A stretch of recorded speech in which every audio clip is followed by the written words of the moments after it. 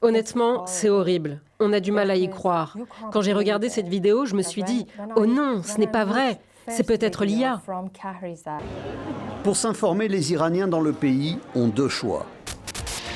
Les chaînes d'État, qui relaient scrupuleusement le point de vue et les messages du régime des mollahs, avec des débats sans contradicteurs et des reportages sur des manifestations pro-régime. Ou les chaînes indépendantes, comme Iran International. Cette chaîne est l'organe de presse privé le plus suivi par les Iraniens. 40 millions de téléspectateurs par semaine. La plupart captent ces émissions en toute discrétion grâce aux satellites.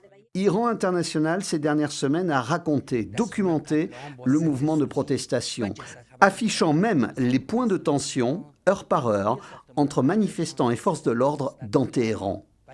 Voici les studios de cette chaîne, situés dans un immeuble ultra sécurisé de Londres. On ne verra que l'intérieur pour des raisons de sécurité. Les menaces sont réelles. Nous avons toujours été la cible de menaces de la part des autorités iraniennes et elles montent d'un cran à mesure que nous grandissons et que la situation du pays empire.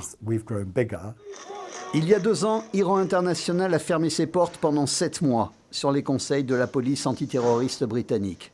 200 journalistes travaillent dans les locaux de cette chaîne dont le credo est « La vérité est dans votre voix ».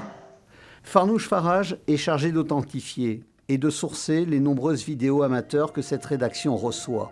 Certaines d'entre elles, ces derniers jours, ont été particulièrement dures à supporter.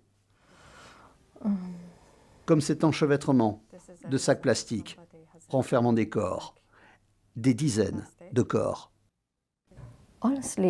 Honnêtement, c'est horrible. On a du mal à y croire. Quand j'ai regardé cette vidéo, je me suis dit « Oh non, ce n'est pas vrai, c'est peut-être l'IA ». Parfois, je suis tellement triste que j'ai envie de pleurer, mais je me suis promis d'être forte. Je dois aider mon peuple, cela fait partie de mon travail. Cette chaîne, qui vit grâce à un investisseur britannico-saoudien, a été classée comme organisation terroriste par Téhéran il y a 4 ans. Un mensonge de plus, une raison supplémentaire pour continuer le combat.